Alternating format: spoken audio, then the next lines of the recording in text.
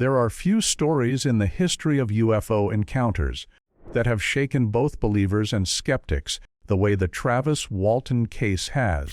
It is not just another tale of strange lights in the sky or blurry photographs of odd objects hovering above a forest.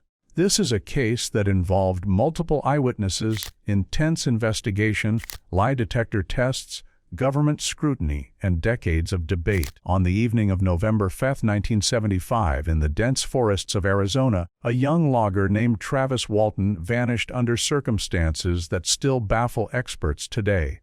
For 5 long days, his coworkers were accused of murder. Law enforcement scrambled for answers, and the media swarmed around the mystery. Then, just as suddenly as he had disappeared, Travis reappeared, shaken, terrified, and claiming something no one could believe, that he had been taken aboard a spacecraft by beings not of this earth. Was it an elaborate hoax? Was it a hallucination? Or was it a glimpse into one of the most shocking alien abductions ever recorded? Let us explore this case in depth through 20 powerful points. The logging crew and the ordinary day that turned extraordinary. On November 5, 1975, Travis Walton and 6 of his coworkers were working as part of a logging crew in the Apache Sitgraves National Forest, near Snowflake, Arizona. The men were part of a government contract to thin out trees, a job that demanded hard labor, long hours, and an isolated work environment. The crew was made up of ordinary men, husbands, fathers, and workers trying to make a living. There was nothing unusual about the day itself. They had worked until sundown, tired but ready to head back home. As the sun dipped behind the trees, they piled into their truck and drove along the rough forest roads. It was supposed to be just another evening, filled with the chatter of exhausted workers and the thought of hot dinners waiting at home. But that routine day would soon turn into one of the most extraordinary nights in American UFO history. What makes this point significant is that these were not men who went into the forest looking for UFOs or strange phenomena. They were not known for telling tall tales, nor were they seeking fame. Their lives revolved around hard physical labor, and they were used to the silence and solitude of the woods. The ordinariness of that day underscores the shock of what was about to unfold. Later, skeptics would suggest that the crew staged the incident, but the sheer normality of the day, the presence of multiple witnesses, and the events that followed made such claims far more difficult to believe.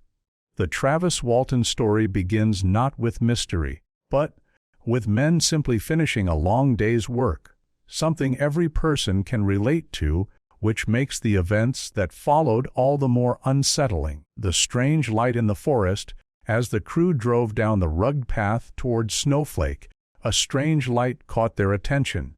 At first, it appeared as a glow peeking through the trees. Many assumed it was just a fire, possibly caused by a lightning strike, which was not uncommon in those vast forests. Concerned about the possibility of a wildfire, they steered the truck closer to investigate. But as they approached, the glow transformed into something they could not explain. Hovering silently just above the treetops was a glowing disk, radiant and otherworldly. The men later described it as metallic, shaped like a saucer, and pulsing with light. It was not flickering like flames, nor did it resemble anything they had seen before. The crew was struck with awe and fear. Some sat frozen in the truck, unwilling to get closer, while others leaned forward, unable to look away. Travis, however, was transfixed. His curiosity outweighed his caution, and he demanded that the truck stop so he could get a better look. Against the protests of his coworkers, he leapt out of the vehicle and made his way toward the glowing craft. It is in this moment that the ordinary day in the forest shifted into something almost cinematic. A man stepping forward into the unknown, chasing a light that seemed to beckon him. The others shouted for him to come back, but Travis pressed on, fascinated by the sight of a genuine flying saucer. For skeptics, this moment raises countless questions. Why would a man recklessly approach something that could be dangerous? But those who believe argue that human curiosity often overrides fear, especially when confronted with the unexplainable. The strange light in the forest was the trigger, the catalyst that propelled the story forward and transformed an average night into a legendary UFO abduction case. The moment of contact, as Travis approached the craft, the air grew charged, almost electrified. His coworkers later described hearing a low hum that seemed to vibrate through the ground. Travis stood directly beneath the saucer, tilting his head back in awe, when suddenly everything changed. Without warning, a beam of blue-green light shot out from the craft and struck him squarely in the chest. The force lifted him into the air and hurled him several feet backward. His body hit the forest floor with a violent impact, and for a horrifying moment, he lay motionless. His coworkers screamed in panic, convinced that he had been killed instantly by whatever energy had just struck him. Chaos erupted inside the truck. The men were paralyzed between two instincts: rushing to help their friend or fleeing from the terrifying craft hovering above them. Fear won. In a frenzy of panic, the driver slammed the accelerator, and the truck tore down the forest road, leaving Travis's body behind. The guilt of this decision would haunt them forever. But in that moment, survival was their only thought. The glowing craft, the strange beam, and the sight of their coworker being blasted backward was more than they could comprehend. Later, skeptics would accuse the crew of abandoning their friend to cover up something sinister. But the men's accounts were consistent. Each described the same terrifying moment of Travis being struck by a beam of light. This was not a vague sighting. It was a physical, violent event witnessed by 6 people. That detail makes the case harder to dismiss as a mere hallucination or fabrication. The moment of contact marked the point of no return. Travis Walton was no longer just a logger in the woods. He was now part of what would become one of the most debated alien abduction cases in history. Panic, flight, and the crushing guilt as the truck roared down the dirt road, the men inside were consumed by a mix of terror and guilt. Some shouted to turn back. Others insisted they would all be killed if they stayed near the craft. The argument raged until they finally stopped a short distance away, their breaths ragged, their hands shaking. After a few moments of silence, the crushing weight of what they had just done sank in. They had left Travis behind, possibly dead, struck down by a beam from an unknown craft. Despite their fear, they knew they had to return. Slowly, they turned the truck around and made their way back to the clearing. But when they arrived, the sight that met them was even more chilling than before. The craft was gone. The clearing was empty, and Travis Walton's body had vanished. They searched the area frantically, calling out his name, combing the underbrush with flashlights, but there was no trace of him. It was as though he had been swallowed by the night itself. Panic surged again, and the men realized the severity of their situation. If they reported this, who would believe them? Who would accept that their friend had been blasted by a UFO and then disappeared into thin air? This moment is crucial because it was not just about fear of the unknown, but fear of human judgment. The men were trapped between an incredible truth and the certainty that law enforcement would see only a group of men returning from the forest without one of their crew. The guilt of leaving Travis behind weighed heavily on them, but the nightmare was only beginning. They had seen something extraordinary, but now they had to explain the unexplainable to a world that would demand proof. Reporting the disappearance and the immediate suspicion, the crew finally drove back to Snowflake and contacted law enforcement, reporting Travis Walton as missing. But from the very beginning, their story was met with suspicion. The sheriff and deputies listened in disbelief as the men described a flying saucer, a beam of light, and their friend vanishing into the forest. To law enforcement, this sounded more like a cover-up than a genuine report.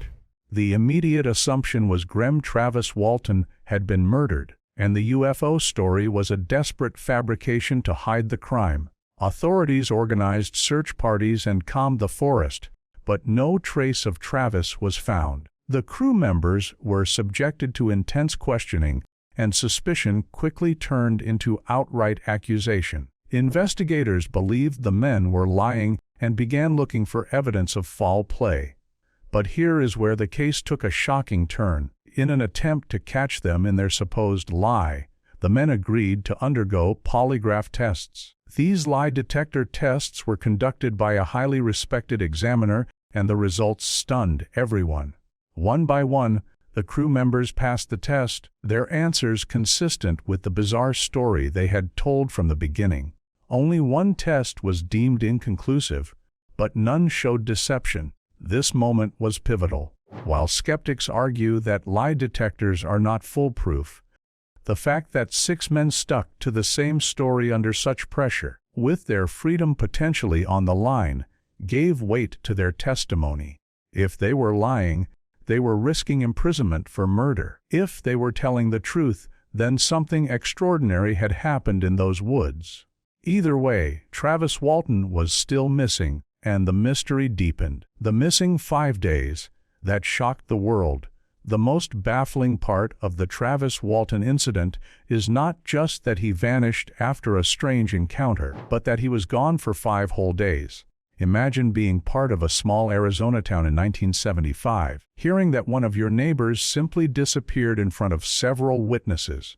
Local authorities immediately assumed foul play. In fact, many believed the loggers had killed Walton during a fight and then fabricated the UFO story to cover it up. Search parties scoured the woods, helicopters were deployed, and police interrogated the crew relentlessly. Yet no trace of Travis was found. During these days, the crew members stuck to their testimony under immense pressure. They knew that the longer Travis remained missing, the more people would blame them. But on the 5th night, Walton suddenly reappeared, disoriented and terrified, near a gas station in Heber, Arizona. He was weak, dehydrated, and emotionally shaken. His sudden reemergence only deepened the mystery. If it had been a hoax, how could he have hidden himself for that long under such scrutiny? And why would he willingly subject himself to ridicule, trauma, and national attention? His return turned the story from a local oddity into an international sensation, as the world demanded answers. Travis Walton's first words after his return, when Travis was finally found, his first words were desperate and confused. He believed he had only been gone for a few hours, but in reality, 5 days had passed. He collapsed after trying to explain what happened, his memory fragmented and his body exhausted. Witnesses at the gas station where he was discovered described him as weak, pale, and in shock. He asked for water and repeatedly mumbled about beings and a bright light. These words immediately raised the stakes, as this was not the behavior of someone who had simply run away to avoid responsibility. His past appeared authentic. Medical examinations and strange findings. One of the most fascinating parts of the Travis Walton case is the small red mark on his arm led some to speculate about injections or medical procedures. Snowflake, Arizona, to interview Walton, his crew, and the townspeople. Some hailed it as the most significant abduction case ever documented. Multiple men, under immense scrutiny, to give consistent testimonies and pass these tests was remarkable. It eliminated the possibility that they had murdered Walton or conspired to hide him. Instead, the results pointed to the reality that they had indeed witnessed something beyond ordinary. How could so many individuals, independently tested, stick to the same story under pressure without breaking down? These polygraph results remain one of the strongest pillars of evidence supporting the authenticity of the Travis Walton abduction. The missing time phenomenon. One of the most compelling aspects of the Travis Walton incident is the mystery of missing time, where individuals are unable to account for hours or even days of their lives. Researchers have found that abductees often report regaining memories through dreams or under hypnosis, which raises both intrigue and skepticism. In Travis's case, the missing time was not just subjective, it was objectively documented by his disappearance for nearly a week, leading to one of the most extensively investigated UFO cases in history. This unexplained gap continues to challenge scientific explanations and adds another layer of credibility to his story. The physical effects on Travis Walton. When Travis was found after 5 days, his condition shocked investigators and medical professionals. He appeared malnourished, severely dehydrated, and physically exhausted, yet oddly free from injuries one would expect from being lost in a forest for that long. Reports indicate that he had lost a significant amount of weight, and his appearance was pale and weakened. Some doctors suggested that he exhibited signs of trauma, as though he had experienced extreme stress. Others noted unusual marks on his body that Travis himself could not explain. Unlike hallucinations or fabrications, physical symptoms provide tangible evidence that something extraordinary took place.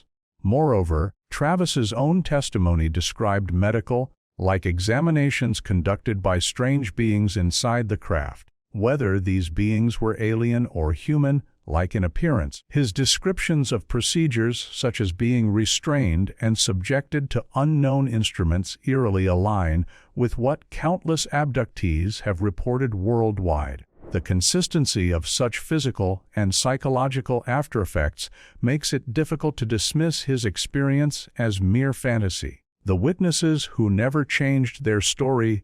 Perhaps one of the strongest elements supporting Travis Walton's account is the unwavering consistency of his 6 co-workers who witnessed the beam of light and his disappearance. Over decades, each of these men has been interviewed, interrogated, and subjected to lie detector tests, and yet their accounts have remained remarkably consistent. For people who were simple loggers with no fame, financial incentive, or desire for public scrutiny, their continued insistence on what they saw is compelling. Even under the immense pressure of skepticism, ridicule, and suspicion from law enforcement at the time, none of them altered their stories to make them more sensational or easier to believe. They continued to maintain that they saw Travis struck by a powerful light, fall to the ground, and then vanish. Such consistency over decades cannot be easily explained by collusion or fabrication.